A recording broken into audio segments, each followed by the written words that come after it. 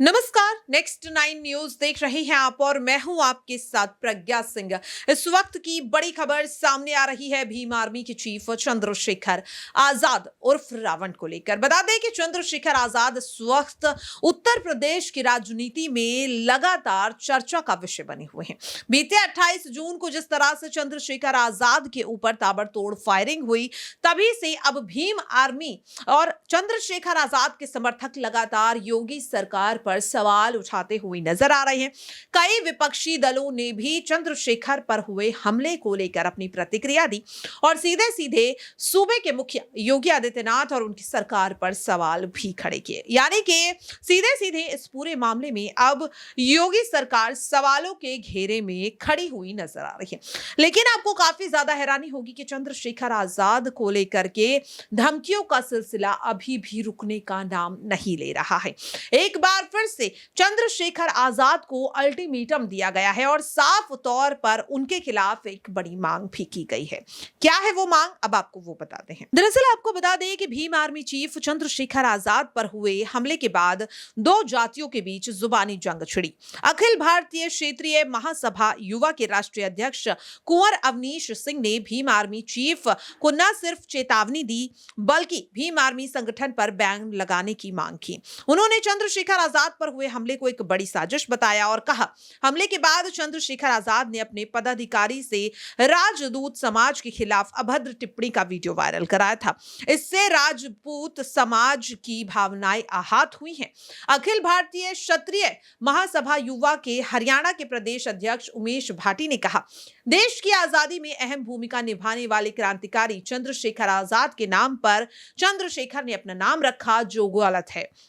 उनके नाम को धूमिल किया जा रहा है, लेकिन दूसरा नाम जो रावण है उस नाम का वह चरितार्थ कर रहे हैं। प्रभु श्री राम ने रावण को मारा और आज भी रावण का हम दहन करते हैं। यही काम रावण कर रहा है। उन्होंने कभी भी स्वर्ण और निम्न जातियों के लोगों में प्यार कम नहीं हुआ। आज भी गांव में खेतों और घरों में काम करने वाले लोगों से प्यार करते रहते हैं, लेकिन ये शख्स हमारे बीच झगड़ा कराना चाहता है। ऐसे लोगों को ना तो देश में रहने का हक है। इसके आगे वो कहते हैं, जिस प्रकार भीम आर्मी के शब्दों का यूज किया गया वह गलत है। डॉक्टर भीमराव अंबेडकर को आज भी सब नमन करते हैं, उनके सामने सिर झुकाते हैं। बाबा साहिब ने जो संविधान हमें दिया है उसी की राह पर चलकर हमारा देश पूरे विश्व में नंबर 1 बनने जा रहा है। वहीं दूसरी आर्मी शब्द जो रखा हुआ है वह देश की रक्षा करने वाले सैनिक जिनके अंडर हम काम करते हैं वही इसका प्रयोग कर सकते हैं। चंद्रशेखर का नाम और भीम आर्मी का नाम दोनों गलत हैं। ऐसा आदमी सही कैसे हो सकता है। उन्होंने भीम आर्मी को प्रतिबंध करने और चंद्रशेखर को जेल में डालने की अपील की। राजपूत समाज ने साफ तौर पर कहा कि भीम आर्मी पिछले कुछ सालों से लगातार समाज विरोधी गतिविधियों में संलिप्त है।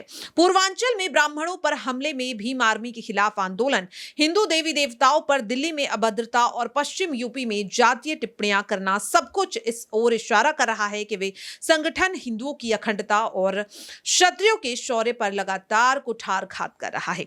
कहा जा रहा है, जिस तरह से मुगल आक्रांताओं ने भारत की अस्मिता पर लगातार हमले किए वही आज चंद्रशेखर द्वारा किया जा रहा है।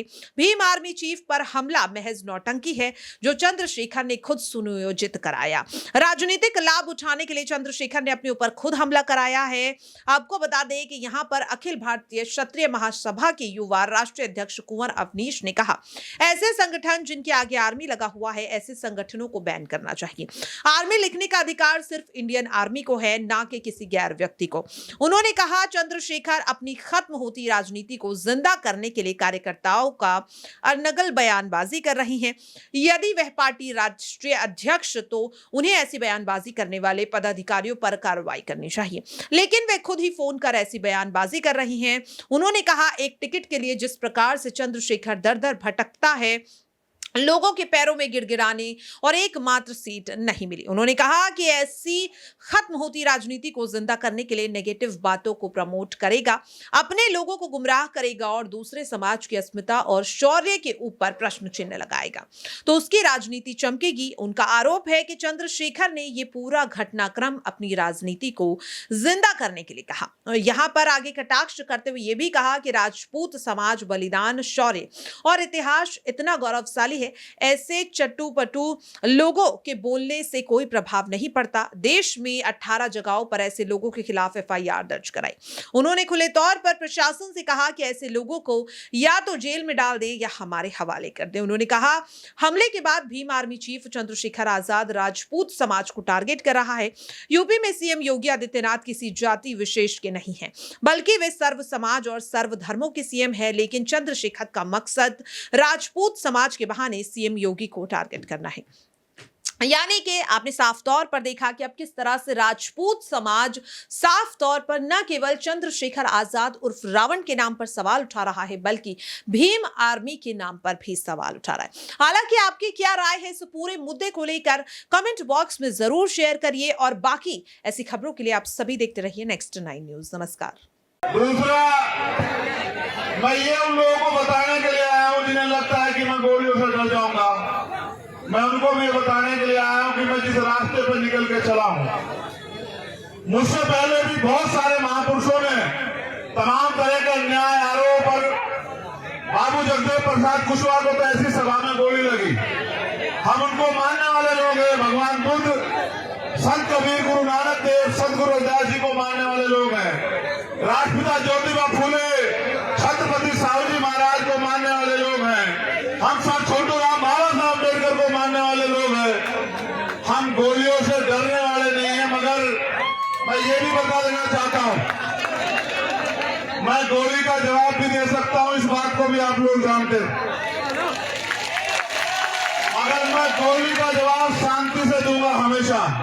मैं आज भी आपसे अपील करूंगा कि आप शांति बना के रखो। उनकी गोली का एक और कारण यह है कि वो डर रहे हैं, वो घबरा रहे हैं। और जब कोई घबराता है तो वो इस स्थिति में आता है कि इस तरह के हमले करता है। आप ये जानते हो कि वो मुझे सीबीआई, ईडी, इनकम टैक्स से नहीं डरा सकते। वो मुझे मुकदमों, जेल से नहीं डरा सकते। मैंने भारत की सबसे बड़ी जेल तिहाड़ भी 2-2 बार काटी है। मैंने 16-16 महीने जेल काटी है। मैंने यहाँ राजस्थान की जयपुर की जेल भी काटी है। मुझे वो जेल से नहीं डरा सकते। मैं उन नेताओं जैसा नहीं जिनके मुंह पे टेप लग जाए, इसलिए उन्हें लगा कि वो गोली से मेरा मुंह बंद कर देंगे। मैं आपको वचन देकर कहता हूं कि कोई गोली मेरा मुंह बंद नहीं कर सकती आपकी लड़ाई लड़ने के, आपकी हमारी आवाज उठाने के लिए। याद रखना। तो ये मेरा संदेश उनको भी है कि मैं आपकी गोलियों से नहीं डरूंगा। अगली बार फिर तैयारी करना। मेरी माँ बहनों का, मेरे भाइयों का प्यार आशीर्वाद मेरे साथ है। जब तक इनका प्यार आशीर्वाद मेरे साथ है, मैं कहीं नहीं जाने वाला। जब तक कुदरत ने मुझे जिंदगी दी है। दूसरी बात, मैं यहाँ इसलिए भी आया कि मैंने आपको वचन दिया कि मैं आऊंगा भरतपुर, और मैं ये बताने के लिए भी आया हूँ कि मेरा दिया हुआ हर एक वचन, उसको अगर मुझे अपनी जान की कीमत चुकाने में निभाना पड़ा, मैं उसको निभाऊंगा। और जो वचन मैं आपको दूंगा उसको मैं पूरा करूंगा। अगर मुझे जान की बाजी भी लगानी पड़ी, उसके लिए भी मैं तैयार रहूंगा। ये बताने के लिए मैं यहाँ हूँ। और चौथी और आखिरी बात, जो सबसे महत्वपूर्ण है, हमारे नेताओं को भी सुननी चाहिए, कि जब आप संघर्ष के पथ पे हो, कर्तव्य के पथ पे हो, अगर कोई बहुत ही ज्यादा मुसीबत आ जाए तो आप लक्ष्य से भटक जाओ, आप समय से ना पहुंचो, वरना आप समय से पहुंचो और मिशन के रास्ते में कोई कठिनाई आ जाए, जब तक आपके महापुरुषों का सपना पूरा ना हो तब तक रुको ना, अड़िग रहो। जैसे मैं आज अड़िग खड़ा हूं, ऐसे आप भी अड़िग रहो, क्योंकि ये परिवर्तन का आंदोलन है, एक दिन में पूरा नहीं होगा। हजारों लोगों की कुर्बानियां होगी। गुलामी की बेड़ी एक दिन में नहीं कटती है। मैं ये बताने के लिए भरतपुर में हूँ, इस एकता के बीच में, कि अगर गुलामी की बेड़ियां काटनी है तो कुर्बानी देने के लिए तैयार रहो। क्योंकि जिस कौम में कुर्बानी के बकरे तैयार नहीं होते, वो कौम कभी आजादी प्राप्त नहीं करती है। इतिहास गवाह है। अगर हमारे खून से क्रांति आए तो मैं यहाँ खुले में इसलिए बैठा हूं कि मैं अपने खून का एक कतरा चुकाने के लिए तैयार हूं। अगर मेरा समाज ये बहुजन समाज एकजुट हो जाए, अपनी एकता बनाए, अपने अधिकारों की लड़ाई को मजबूत करे, तो मैं अपने खून का एक कतरा जो है इस आंदोलन में निछावर कर दूंगा। इसलिए मैं यहाँ भरतपुर में हूँ आज।